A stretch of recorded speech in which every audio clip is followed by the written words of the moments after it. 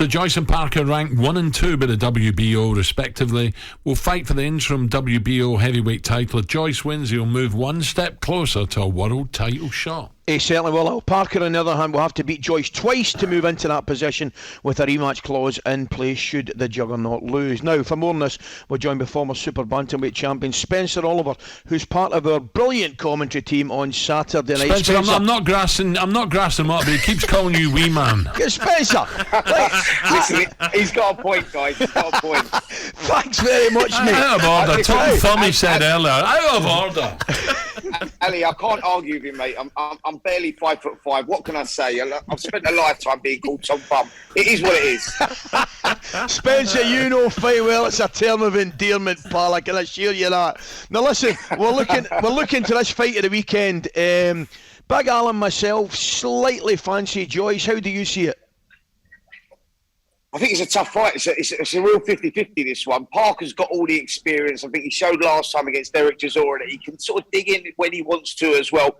He's the better boxer. He's got the better foot movement. He throws better combinations. Really, he should win the fight clearly, but he can be a little bit negative sometimes. Joe Joyce, on the other hand, he's very slow. He's very ponderous, but he keeps pulling out those wins. You know, he's so strong. He just keeps grinding it out. It's a tough one to call. I think that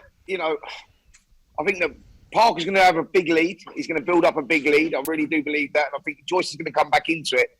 Parker might just hold on, you know. He might be just doing enough to hold to get the victory. It's one of those guys that, it's a tough one to call, but I think Parker's experience might show through on this one. By the way, Ali, I don't remember saying that I thought one of them would win. I said it was even. Well, you changed your... Shout, I said it was even. It's all on nonsense. You've changed your tune already. No.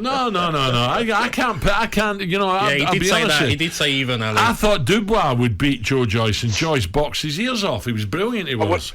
Well, Alan, that's a great point. And, you know, I was exactly the same. I thought Dubois would win that fight and win it quite comfortably. But actually, Joe Joyce showed the better boxing IQ in that one. He showed that, you know, he worked out Dubois and took him into the later rounds and won the fight and won it quite convincingly. So, you know, I've been against Joyce a couple of times and he keeps proving me wrong. Yeah.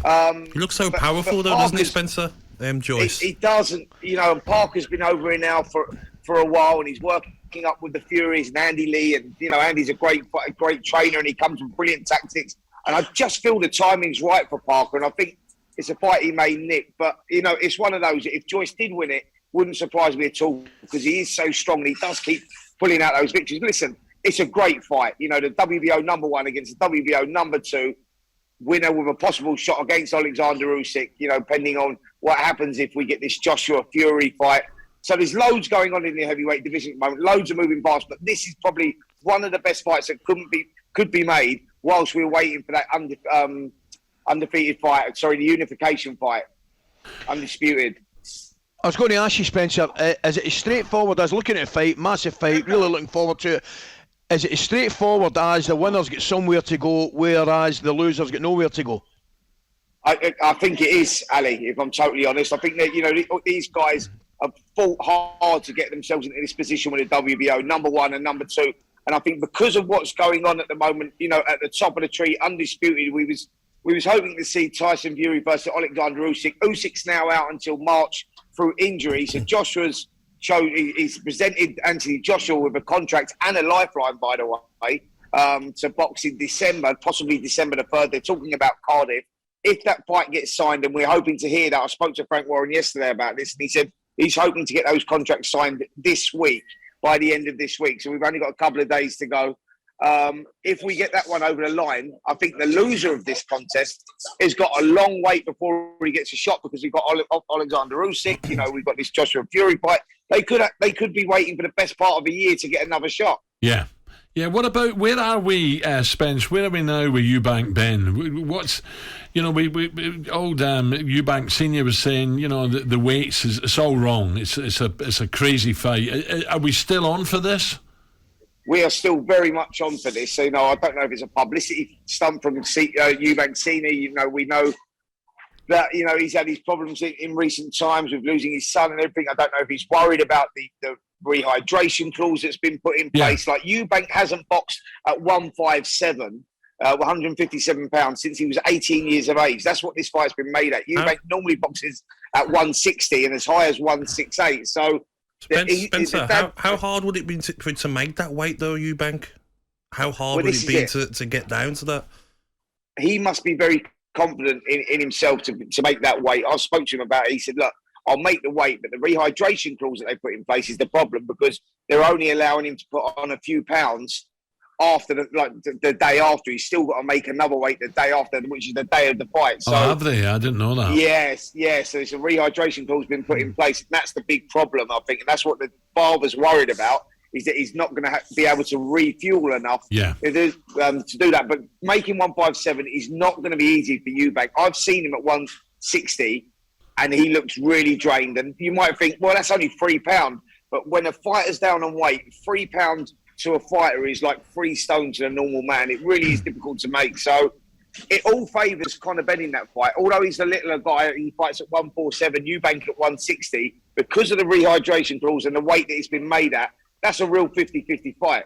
Crikey, 157. I think I was 8 when I was 157. By the way, just for the record, Spencer, that's Big Al's right leg. Anyway. Well, hold on a minute. Hold on a minute, Slim. I thought you had the next question. Listen, who's talking. That means I must be your left leg. Spencer, I want to ask you, mate, before we'll let you go. We know you're busy. I want to take you back. I asked Katz and I asked Gareth about the fight in Vegas at the weekend. Two of the modern day greats, in my opinion, Canelo and Golovkin. It was the end of the trilogy. A bit of controversy, perhaps, in the first couple of fights, but unanimous decision, Canelo. Yeah, absolutely. Listen, I think that Triple G, it's a tragedy that he never got anything out of those first 2 fights. I thought he won the first fight by 4 or 5 rounds. The second fight, I thought he'd nicked as well. So he come away with nothing from that. And the third fight, Father Time caught up with him. You could see that he was 40 years of age. We saw that in his previous fight against Murata when he regained the WBA title.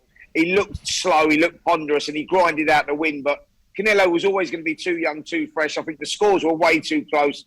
And it was a good victory for Canelo, but Father Time caught up with Triple G there, unfortunately. He goes down, by the way, for me, as one of the modern-day greats and one of the all-time greats in the middleweight division. I think he was very unfortunate not to get anything out of those Canelo fights. talkSPORT Breakfast with Alan Brazil. Thursday and Friday morning, 6 till 10. On AM, on DAB, via the talkSPORT app and on your smart speaker. talkSPORT.